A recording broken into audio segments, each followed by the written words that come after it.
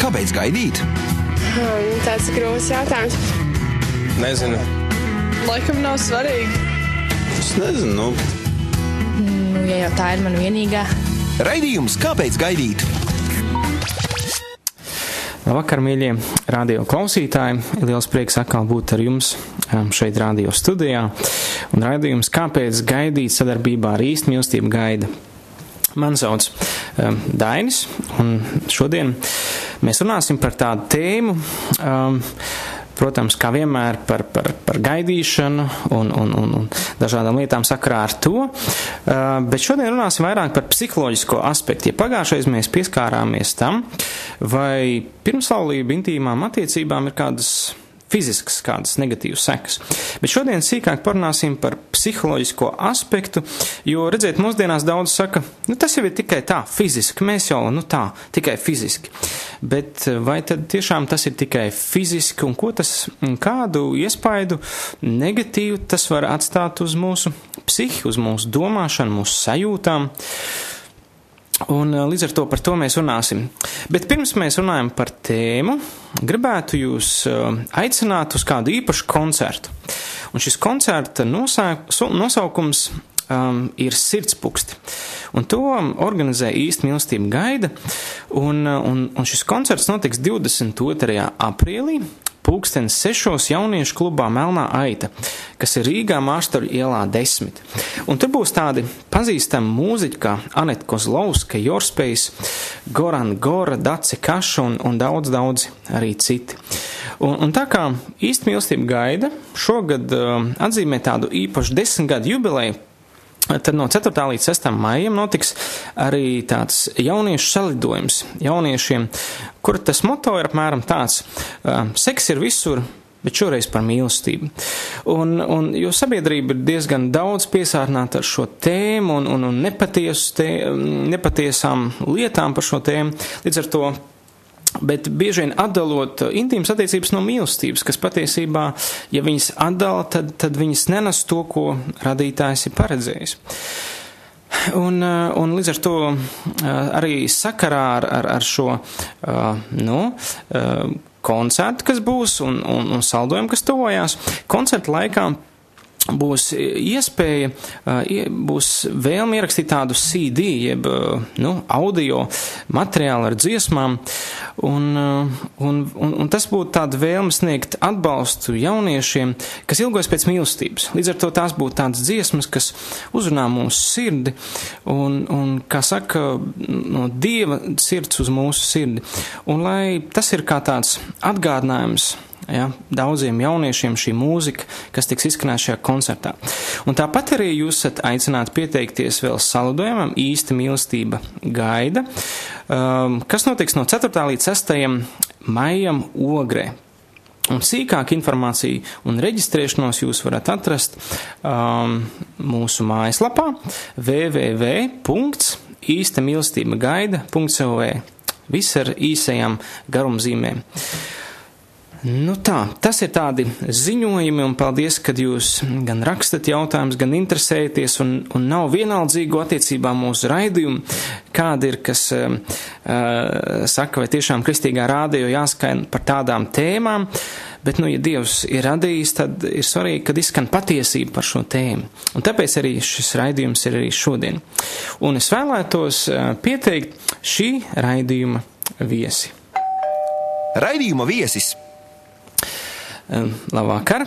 Ar mani studijā šodien ir kāds īpašs cilvēks, kur pēc savas profesijas ir psiholoģi. Varbūt jūs varat iepazīstināt, kā jūs sauc un ko jūs ikdienā darat. Mani sauc Daina Žarīlo, un es strādāju par psihologu, un jau 11 gadus strādāju skolā par psihologu. Un es arī paralēli vēl vadu lekcijas pedagogiem. Un esmu arī kustības laulāto tikšanās. Mēs kopā ar vīru esam arī šajā kustībā vieni no vadītājiem. Brīnišķīgi. Jūs teicāt, kad jūs strādājat arī skolā, vai jums sanāk skolā strādāt tieši ar jauniešiem? Jā, ar pusauģiem, ar jauniešiem viennozīmīgi. Nu, kā tad ir? Nu, mūsdienās saka, ka tās intīmās attiecības ir tikai tāds fizisks kontakts, un tur nav pat svarīgi, ko cilvēks domā, un nekāda psiholoģija nav iesaistīta, bet kā tad ir, vai kā ir psiholoģija saistīta ar mūsu seksualitāti? Ko jūs varētu teikt tajā sakā? Jā, šis ir ļoti komplekss jautājums. Noteikti šo jautājumu var skatīties 3 līmeņos - fiziskajā, psiholoģiskajā un garīgajā. Un, kā jūs teicāt, jūs jau to fizisko esat jau nedaudz apskatījuši, bet runājot par psiholoģisko, ir jāsaka tā, ka psiholoģijas zinātnē arī šajā sakarā ir pētījumi. Un viena pētījuma rezultātā tika izdarīts secinājumi, ka tie pāri, kuri šīs seksuālās attiecības uzsāka ātrāk, pirms viņi pazīst viens otru pusgadu, viņu attiecības ir lemtas iziršanai.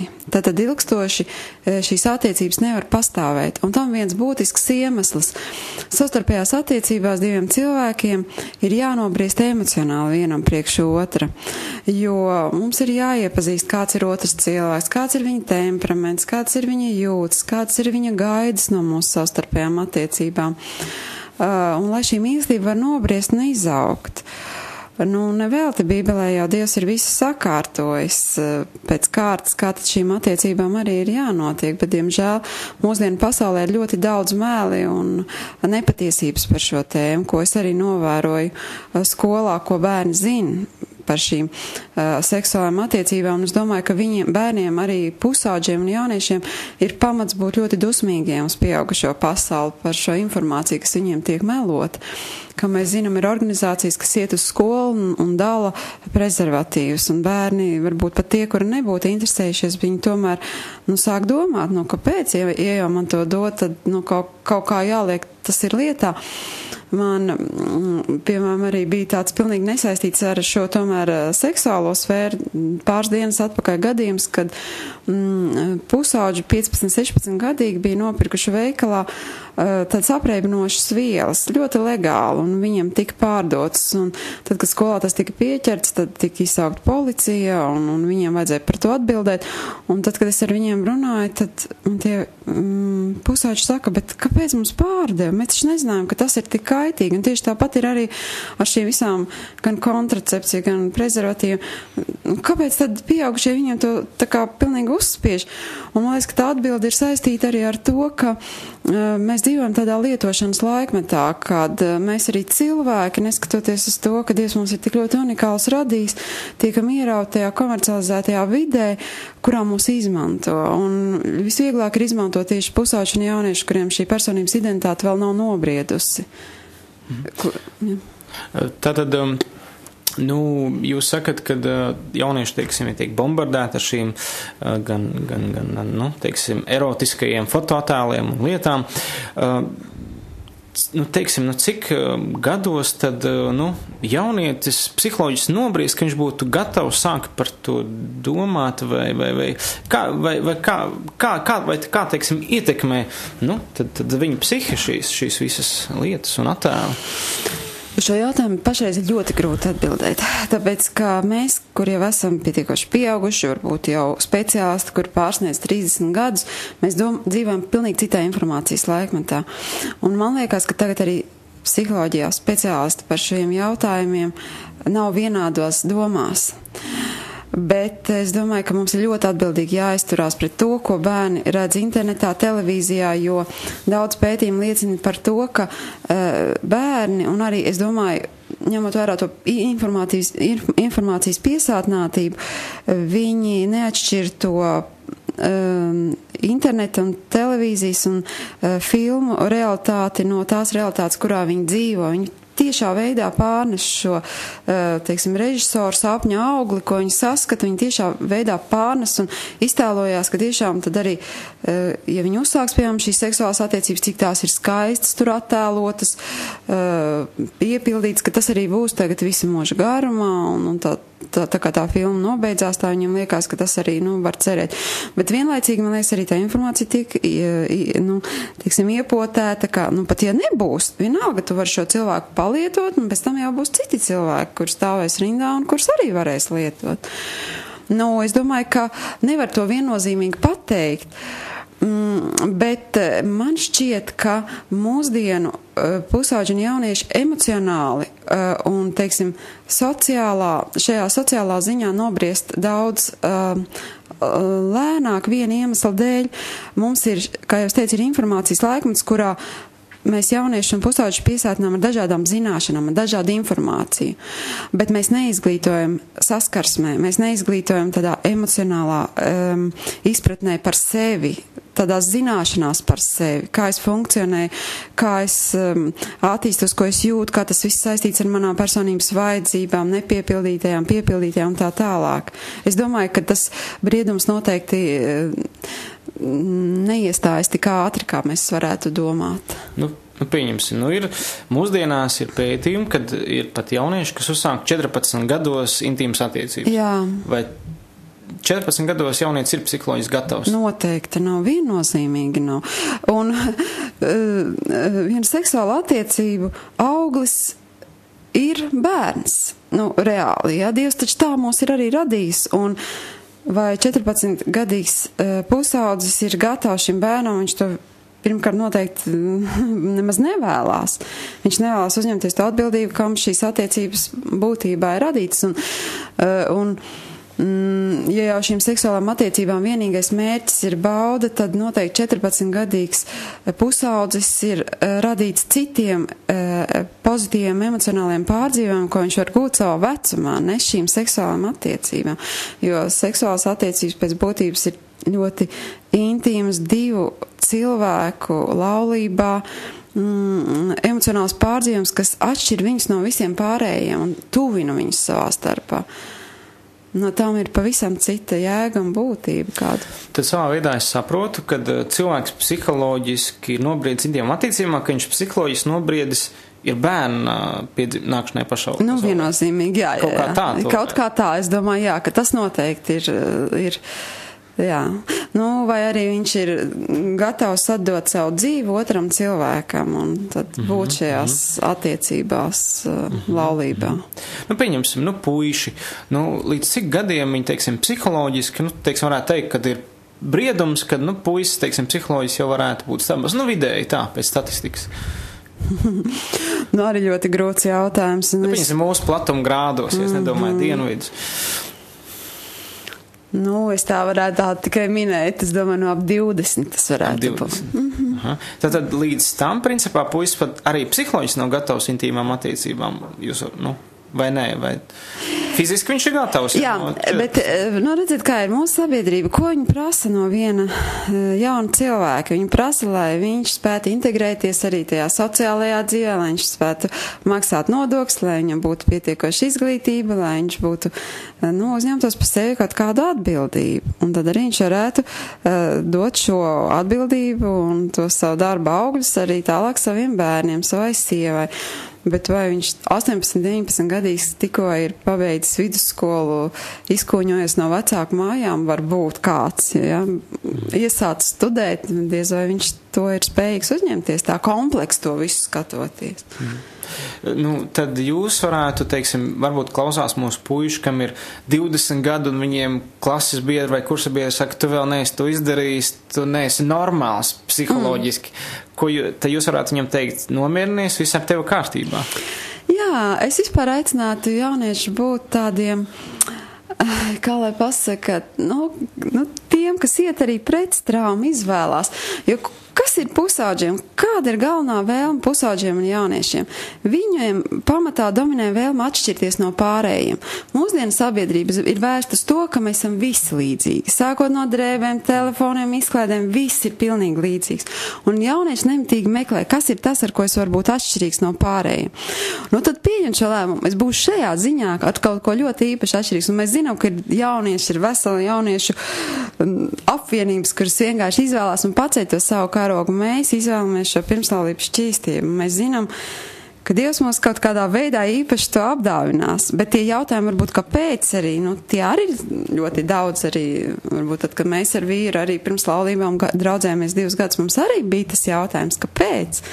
Kāpēc tas ir vajadzīgs, bet mēs laulībā šo jautājumu ieguvām, mums Dievs deva to atbildi pēc tam.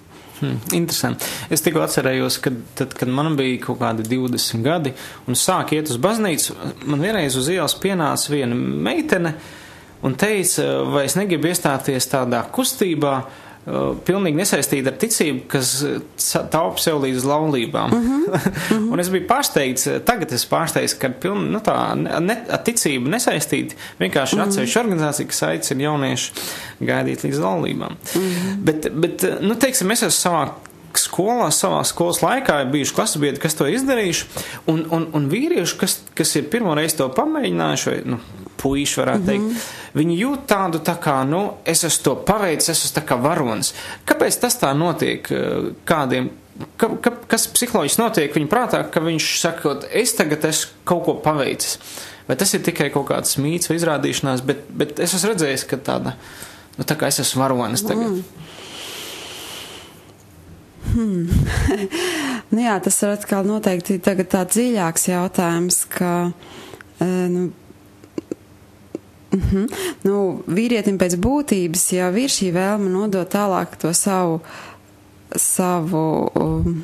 genofonu, tālāk, teiksim, attīstīties, jo vīrietis ir tas, kurš nemitīgi attīstās, un šādā veidā arī ir tā viņa vēlme un tā izjūta var būt, ka kaut kādā mērā šīs seksuālās attiecības ar to ir bijušas saistītas. Un īstenībā varbūt mēs nemaz līdz galam nezinām, cik lielā mērā viņam varbūt arī kaut kādā ziņā ir taisnība, jo, kā mēs zinām, ir šī, man liekas, tā zinātne saucās telegonija, jā? Mēs tā arī nezinām, varbūt tiešām tad...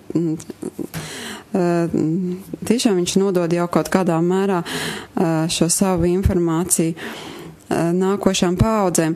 Bet Dievs mums tomēr ir radījis pāri ļoti atšķirīgs no dzīvnieku pasaules, kuriem arī šī teiksim, vajadzība ir nodot tālāk savu dzimtu un turpināt.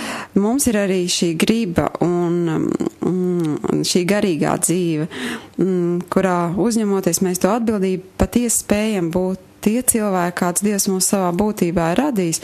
Un es domāju, ka piedzīvojot tieši šo izjūtu, tie zēni var iegūt daudz lielākā mērā to apliecinājumu. Jā, es esmu tas vīrietis, kurš varēs uzņemties atbildību par savu mīļotos meiteni, sievu nākotnē un tā ļoti atbildīgi realizēt šo vīrišķību. Bet tas nav iegūstams tādā ātrā laikā, tas ir ilgtermiņā, bet tie augļi noteikti arī uzreiz ir daudz bagātīgāki.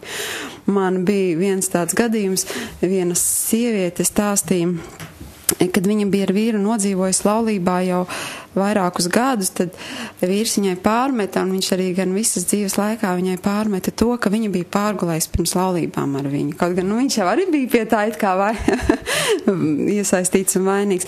Bet arī, puišiem patiešām arī ir šī vēlme, laikam tāda neapzināta vēlme, ka tā meitene arī, ir tāda neaizskarama, ka meitene nevienmēr viņu var iekarot, tad, kad viņš to vēlās, un viņš arī to sievietē ciena. Bet, vīrietis ir arī, iekarotājs, viņam vajag, un tajā brīdī, kad viņam gribās to uzvaru gūt, tad arī sievietē jāatcerās tā sava cieņa, un meitenē jāatcerās, ka tā viņas sievišķība būs tikai saglabāta, ja viņa spēs pateikt arī tajā brīdī nē. Tas savā veidā es mēram saprotu tā, ka, teiksim, ka Dievs radīja cilvēku un šīs intīmas attiecības, un tajā brīdī, kad vīrietis, teiksim, tad pārguļ ar meiteni, tad viņš varbūt īsti nesaprot, kas viņu notiek, bet psihe viņam saka, tev tagad ir savējā, tu esi uzvarējis, tu esi tagad nodevis gandrīz, tā kā sevi pavairojis tālāk.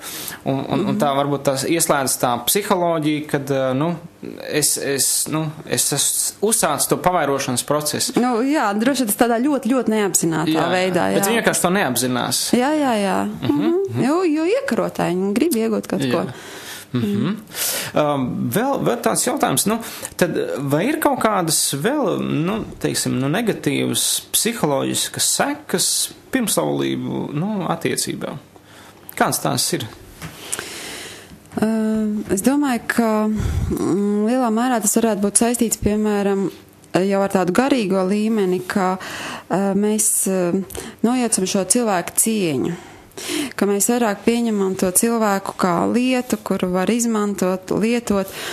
Ilgtermiņā, es domāju, ka arī dēļ meitenēm, arī pēc tam laulībā, ja tas puisis būs bijis spējīgs gaidīt līdz laulības dienai, un tad šīs seksuālās attiecības uzsākt, tad laulībā noteikti tā ir arī lielāka garantija, ka visiem kārdinājumiem, kas mūsdienu pasaulē ir par pārējiem, arī viņas vīrs būs spējīgs šiem kārdinājumiem stāties pretī daudz lielākā mērā nekā to, ja viņš būs padevies šim kārdinājumam pirms laulībām ar to savu nākamo sievu. Tas arī noteikti ir ļoti liels iegums. Tas ir savā ziņā tāds mīlestības treniņš, uztrenēt šo savu mīlestību arī tad, kad mēs nevaram gūt no tās kaut kādu seksuālu baudu, jo mīlestība noteikti ne to nav tikai seksuāla bauda. Tas ir tikai, kā jau es teicu, tas režisoru un autoru un rakstnieku sapņa auglis, ka tas tā varētu būt, ka tas ir ar to saistīts, bet nē, tas noteikti tā nav. Tad viena lieta, ko jūs sakat, ir par cieņu. Un, teiksim, mūsdienās ir apmēram tā skolās, tu esi to izdarījis, tu esi kaut kas vērtīgs, vai tev ir bijuši tas, un liekas, ka jo vairāk tie intīma attiecība, jo vērtīgāks tu esi. Bet īstenībā dvēseli kaut kā iekšpusē jūtas pilnīgi citādāk. Jā. Pazaudē šo pašvērtējumu. Un kāpēc tā? Kāpēc iekšā cilvēks jūtas tomēr nevērtīgs, ka viņš to izdara?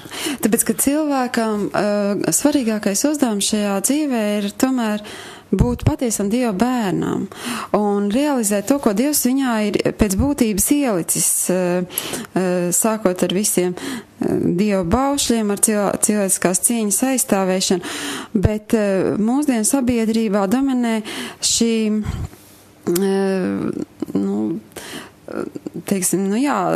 informācija, kas nav saistīta ar vērtību sistēmu, īpaši mums Latvijā. Mums Latvijā ir ļoti liels problēmas ar vērtību sistēmas, arī strādājot skolās.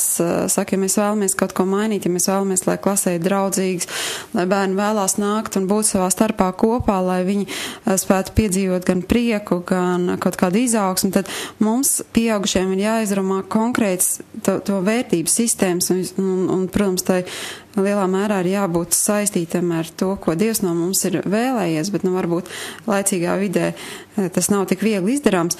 Bet bērniem nav ielikt šī vērtību sistēma, un viņi pat nezina, kam sekot, kas ir labi, kas ir slikti, viņi jau to nezina.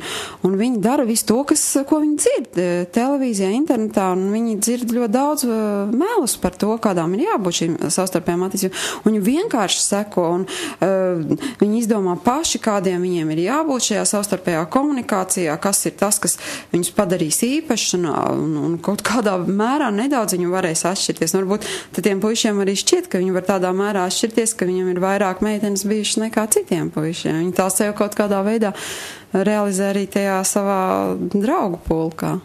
Jā, bet patiesībā, ja mēs tā skatāmies, vērtīgs ir tas, kas, teiksim, pieder tikai tev vai kas nav, teiksim, no rokas rokā gājis. Jo, pieņemsim, man ir jauna, teiksim, mašīna, tad viņa ir jauna, bet ja es viņu, teiksim, kāds ir braucis jau vienreiz, viņu viens īpašnieks, tad ir otrs īpašnieks, trešais īpašnieks, patiesībā viņi pazaudē savu to vērtīgu, to oriģinalitāti, kas viņā ir.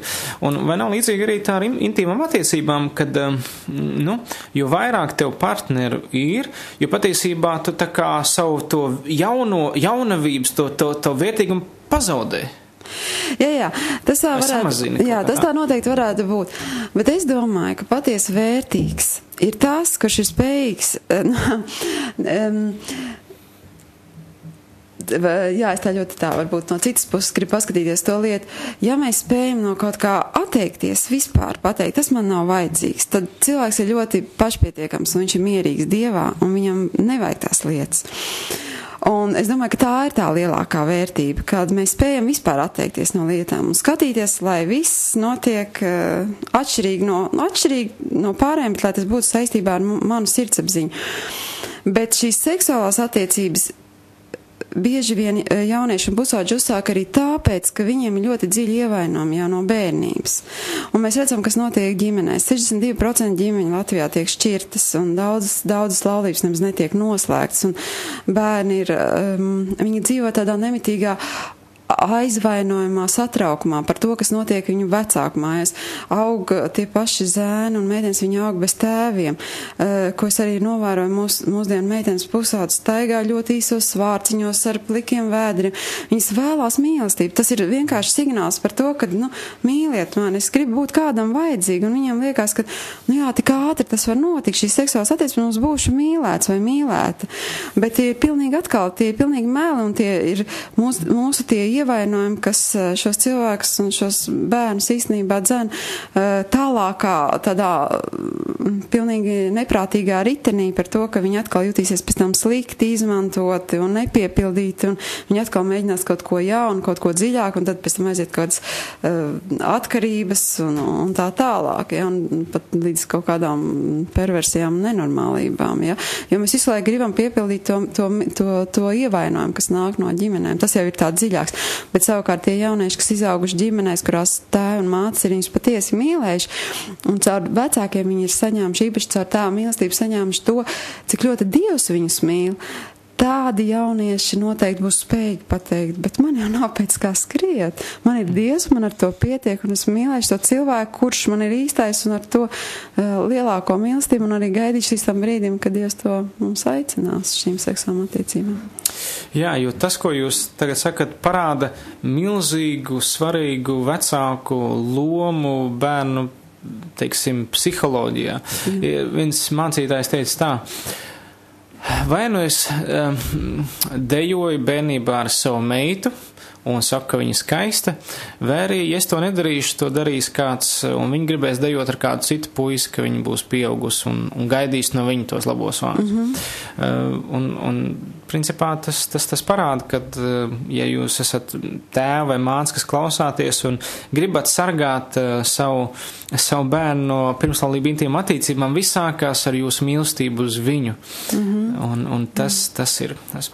Es gribētu lasīt kādu interesantu no Latviju dainu. Es tā nesen speciāli meklēju, vai arī kaut kas ir citur, kā tikai Bībelē, par tādu vērtīgumu. Interesanti, ko jūs teiksiet par šādu meiteni, kas tā saka? Tur tāds pantiņš: grib puisītis ar negodu noņemt manu vainagdziņu. Ja tev tika, ņem ar godu, ar negodu nedabūsi. Ļoti jauki, ka meitene spēja pastāvēt tajās vērtībās, kas viņai no ģimenes ieliktas. Noteikti latviešiem šīs vērtības ir bijušas un ir. Jā. Jā, līdz ar to, vai varētu teikt, ka tāda meitene ir pašvērtīga, ierauga sevi vērtību un saka, ja tu gribi noņemt man vainagdziņu, ja man nevainību paņemt, tad ar to ar godu. Tad aprec man, nevis ar negodu tu nedabūsi, jā. Tieši tā, jo ja viņi to pieļauj, tad viņi noteikti šāda meiteni jūs tos arī pazemot un izmantot un tā tālāk. Un viņas vērtība tikai droši vien jau savās acīs pirmkārt jau pašai būtu kritusies, un viņa apzinās tās sekas, ka tas noteikti tā īslaicīgā bauda nav tā vērta, bet tām pēc tam emocionālām un garīgām izjūtām. Līdz ar to es saprotu, ka tas pašvērtējums ceļās nevis katru reizi, kad es pasaku jā vienam, jā otram, bet patiesībā tas pašvērtējums ceļas no tā, ka es pasaku nē. Viennozīmīgi, un arī tā kā jūs prasiet, ka tie puiši tur lielās un ar kaut ko lepojās, tas jau ir signāls par to, ka viņi ir iekšē ar kaut ko neapmierināti sevi, jo ar intīmajām attiecībām pēc būtības tas nosaukums pats ietilps, ka tas ir ļoti dziļš katra cilvēka izvēle un pārdzīvojums un piedzīvojums. Ar tām pēc būtības nav vajadzība nevienam lepoties, un tīpaši tiem cilvēkiem, kam šajā ziņā viss ir kārtībā. Un tas ir signāls par to, ka tam puisim ir šī vajadzība pēc mīlestības, ka šim puisim ir neapmierināta šī pašvērtība, pašcieņa, ka viņš sev meklē, bet viņš ir tiešām šajos meklējuma stadijā, un viņam ļoti tālu vēl ir jāiet, lai viņš saprast, kas kas ar viņu pašu iekšēji notiek. Līdz ar to intīmas attiecības nepacels pašvērtējumu. Nē, it īpaši jo vairāk, jo es domāju, ka tur var tikai sagraut. Jo tas ir ļoti, ļoti svarīgi, jo bieži vien ir mīts, jo vairāk man būs, jo vērtīgāks esmu. Nē. Tas ir pilnīgi pretēji. Tā ir pilnīgi pretēji. Tā ir tiešām sevis tērēšana kaut kādā ziņā. Izšķiešana savas vērtības. Vēl gribēju jautāt. Ir principā tā, ka mēs kaut ko pirmoreiz piedzīvam, tas atstāja, mūsu tādās smadzenēs, rada priekšstatu, kas tas tāds ir. Pieņemsim, ir tāds auglis pamelo, ja varbūt zināt. Tad, kad es pirmo reizi viņu pamēģināju, tad man radās saprast, tā garšo pamelo. Bet, ja es varbūt aizbrauktu uz dienvidu zemēm, un tur man reāli no koka iedot to augli, viņš varbūt pilnīgi citādāk garšot. Kādu varbūt atstāja, vai atstāja kaut kādu psiholoģisku negatīvu, varbūt traumu vai kaut ko tam līdzīgu, pirmās intīmas attiecības, ja viņas ir negatīvas, tādas nepatīkamas, ko tas atstāja uz psiholoģiju un seksuālo tādu sapratni par seksuālām attiecībām pēc tam? Es domāju, ka šajā ziņā seks ir ļoti gan apzinātā, gan neapzinātā līmenī, jo visa tā cilvēka psihe arī reaģē uz nākošajām attiecībām ar bailēm, ar satraukumu, ar neziņu, ar kaut kādu vērtējumu, jau ar tādām gaidām negatīvām. Tas viss iet līdzi noteikti, un es domāju, ka visas seksuālās attiecības atstāja ļoti negatīvs seks, jo notiek kaut kāda salīdzināšana, kaut kāda izvērtēšana, kaut kāda, jo patiesībā laulībā diviem cilvēkiem jābūt tādai beznosacījuma, jāveido šī beznosacījuma mīlestība, kaut starp diviem laulātiem šī beznosacījuma mīlestība, es domāju, ka var tikai izaugt sākumā, tā nav beznosacījuma mīlestība. Bet ja tur ir bijuši citi cilvēki vēl pa vidi sākumā iesaistīti, tad tas ir ļoti slikti, jo arī to, ka mēs nekad nevaram izdzēst arī līdz galam tās atmiņas, un es domāju, visu to, ko bērni redz internetā, televīzijā, viņi nevar to izdzēst un atstāt savā pagātnē, viņi noteikti par to domā un pārdzīvo, un es domāju, arī izjūt tādas tiešām aizvainojumu par to, ka pieaugušie ir pieļāvuši, ka viņi kaut ko tādu ir redzējuši. Pieņemsim, ja ir puika, 10, varbūt 9 gadu, viņš jau nav iegājis šajā pubertātes vecumā, un pieņemsim, viņš saskarās ar, pornogrāfiskiem attēliem. Ko tas atstāja viņa psihei?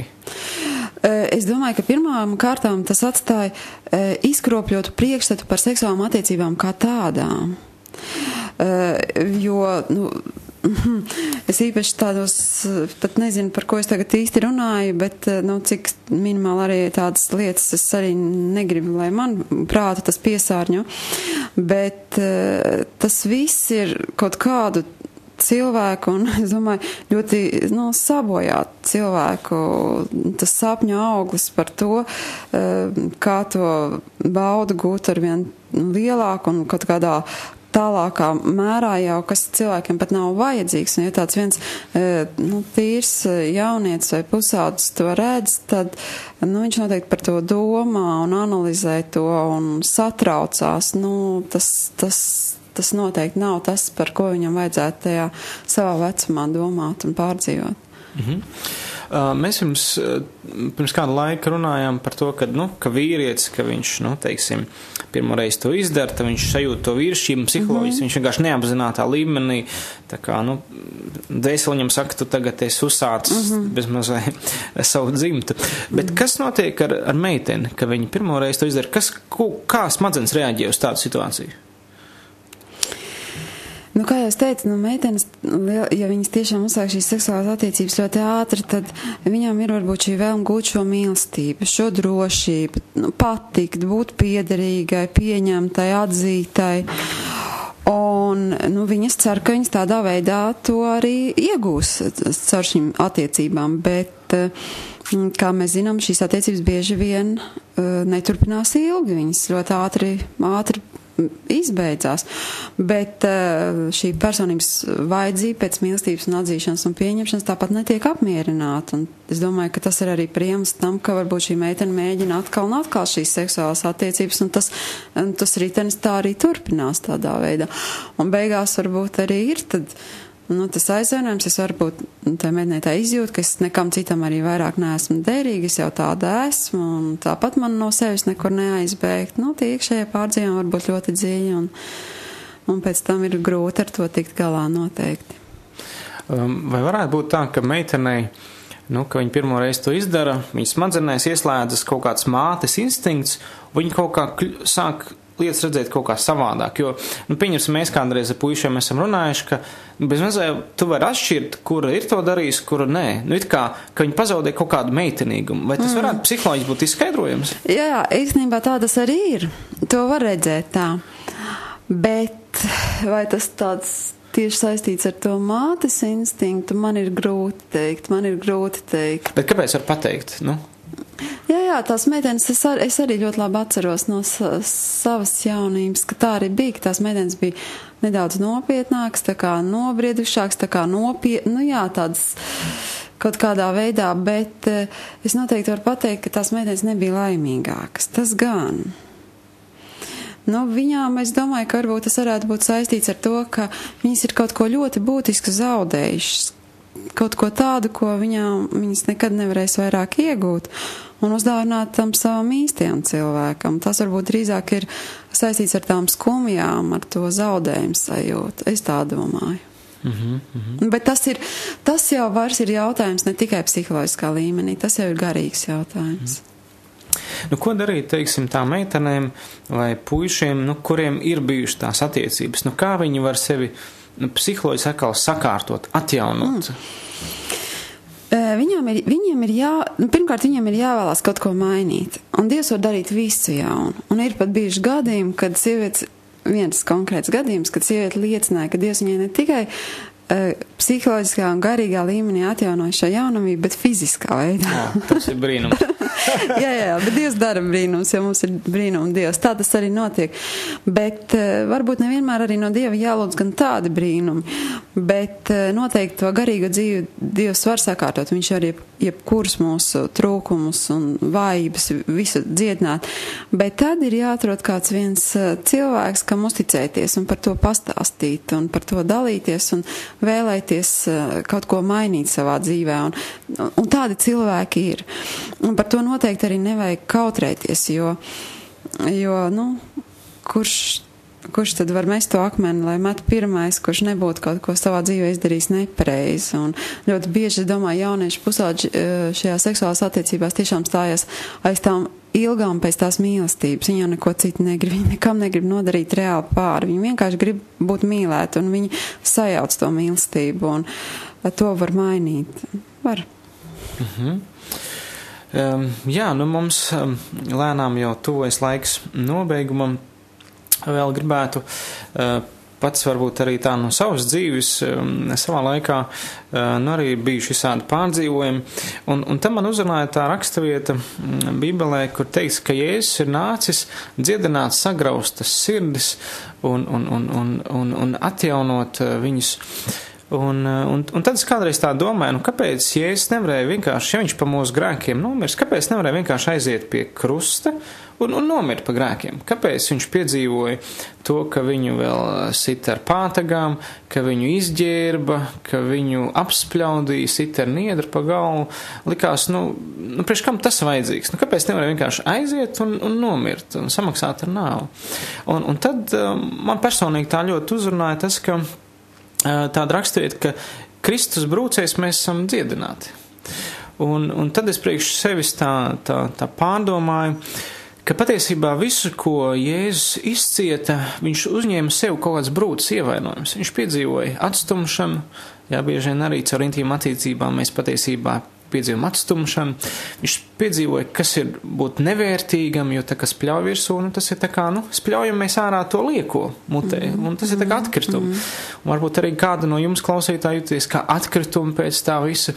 Varbūt pret savu gribu izģērbt, arī Jēzum tika norautas drēbes. Bet kāpēc viņš to piedzīvoja? Tāpēc, ka viņš ar to visu gāja pie krusta, Un viņš to piedzīvoja, lai mēs būtu brīvi no tām sāpēm, no tiem ievainojumiem, lai tā mūsu dvēsele, kas ir ko dzīve, grēks mūsu vai citi ir ievainojis, mēs to atdotu Kristum. Un es domāju, ka te parādās tā dzīvā ticība Dievdēlam, ka viņš ne tikai nācis nomirt par mūsu grēkiem, bet arī dziedināt mūsu sirdis, un es personīgi pats to esmu piedzīvojis. Un ja varbūt mēs esam šeit, varbūt mēs varam noliekt savu galvu lūkšanā, lūksim Dievu. Ja varbūt kāds no klausītājiem ir ar šādu ievainojumu, tu vari nākt pie Kristus un atdot to viņam. Tu vari lūgt kopā ar mani Dievu. Mīļais kungs Jēzus, tu redzi manu stāvokli, tu redzi manu sirdi, tu redzi manu atstumtību, mazvērtību, manas sāpes.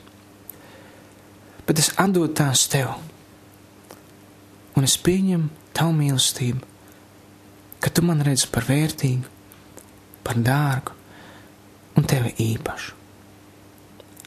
Dziedini manas sāpes, paņem projām atstumtību un pieņem mani kāds es esmu. Un dziedini mani. Un paldies, ka tu to esi darījis pie krusta, lai es būtu brīvs no visām nastām un sāpēm. Paldies tev, kungs, par tavu mīlestību. Jēzus vārdā. Āmen. Paldies vēlreiz, Daini, ka bijāt kopā ar mums. Liels bija prieks jums runāties un dzirdēt psiholoģa viedokli par šo tēmu, un lai Dievs jūs svētī. Un, mīļie radio klausītāji, tiekamies atkal nākamā reizē, vēl konkrēti es nezinu, kas raidījumu vadīs, bet lai Dievs jūs svētī un pasargā. Visu labu! Šis bija raidījums Kāpēc gaidīt? Klausies to katru ceturtdienu 19:00 Latvijas Kristīgā radio ēterā vai atkārtojumā jebkurā tev vērtā laikā internetā www.īstamīlestība gaida LV.